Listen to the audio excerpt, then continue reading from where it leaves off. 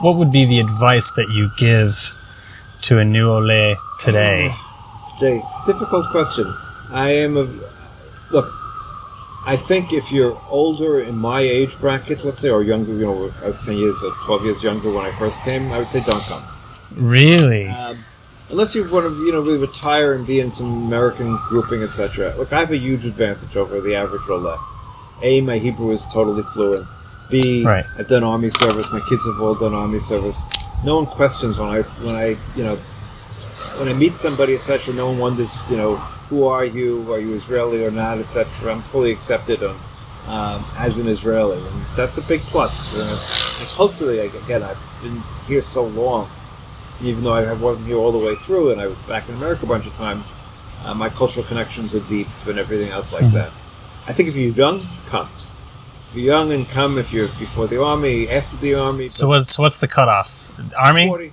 No, 40. 40. I would say 40. I think it's a cutoff. It's not a fast cutoff, so to speak. But I think that beyond that, it's also harder to make friends. If you want to make friends, get a dog. That's an important thing. Get a dog. I made more friends. We got a dog 8 years ago. I didn't know anyone in this neighborhood. Now I know everybody in the neighborhood. I mean, they've changed, people moving in and out. But the fact of the matter is, the dog is the most universal way of making. My mom would say, have a kid. Well, a kid also works. There's no question a kid also works. When my grandkids are here, I meet a whole other group of people, obviously. But a dog is much more universal, because a kid you're only going to meet the age of your age of other parents.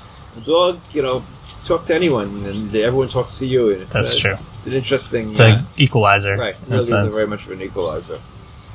Look, this is I would say it's a difficult country. When I think back, when I first made aliyah in 1975, it was a difficult country.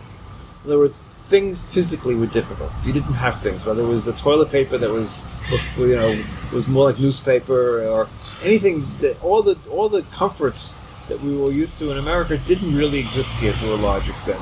The food was edible, but there was no great food. The only good food was in the hotels, and but at this point, this country is completely different. Obviously, we're modern. We're modern first world First world. My daughter calls it second world, but it's basically first world. There's nothing you can't get. There's only 1 or 2 things we still import from America. That's to do with food products. I feel like that has more to do with the fact that it's so hard to import things. Right. No, there's no question. There's a whole issue. We bring in colored cornflake crumbs for making schnitzel. That's a secret to my wife's schnitzel. So that's the one thing we bring, and we bring that in all sorts of crazy ways, including during the middle of COVID. We literally shipped it bought it from Walmart. My son did this, and shipped it on FedEx. And then we had a whole story. We could only bring in half of what we bought because you can't bring in more than 5 kilos worth of food products in one shipment. So it's a whole other story. Fascists. Those are sort of crazy, all these crazy stories that you have. And you have this in this country, all sorts of strange things that are different. I should say I've had more. I have a business.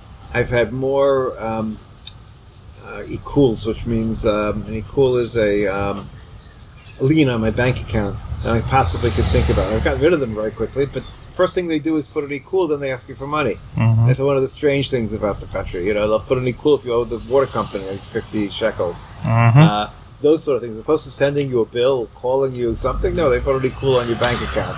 So those are the sort of things you have to get used to and be ready for. I learned the hard way. I have an accountant to take care of all my everything to do with Mas Haknasa, Bituch Leumi. You're better off. Get an accountant. But it's still, I've gotten an ikul even because of that. I got an ikul last week on my business account. I have 2,000 shekels I put aside in my bank account separate, so they can always put it against an ikul if it shows up. And I sent it to my bank, my accountant. 2 days later, I get a letter from Mas Haknasa. They've removed the ikul. Okay. Yeah. I had a similar issue, except they sent a letter to my wife saying we're going to cut off your child support. Not child support. She was on maternity leave at the time, so they said we're going to cut off your maternity leave payments unless your husband pays this random tax. I was like, are you serious? Like, no message to me. That was news. Now the newest thing with Bituch Leumi is really interesting. They no longer send you messages. They now send to you.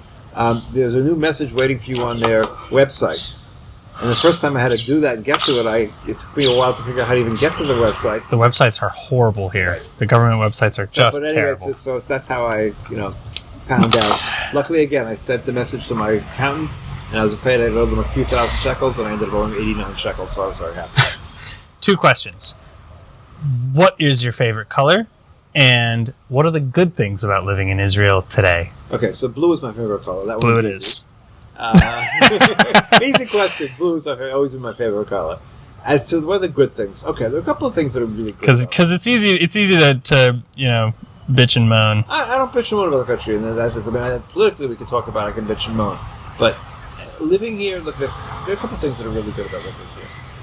One is and I think it's the strongest sense that we're all in it together. I mean, that's part of the issue politically right now. There's some questions about that, but generally, sense I could talk to anyone in the neighborhood and run into anybody, and then even not in the neighborhood, and we have a common destiny. Yes, which I don't feel in the States in the same sort of way. A common sense. I think it might have used to be like that, but it's not anymore anyway. I don't know. Maybe it was that way when in the West, when you went west or whatever. But I don't think it's ever been quite like that here. And I think that's a strong sense of common destiny is really one of the best things about living here. It's very hard for me to make the argument. To me, it's just home. I can't even quite explain it.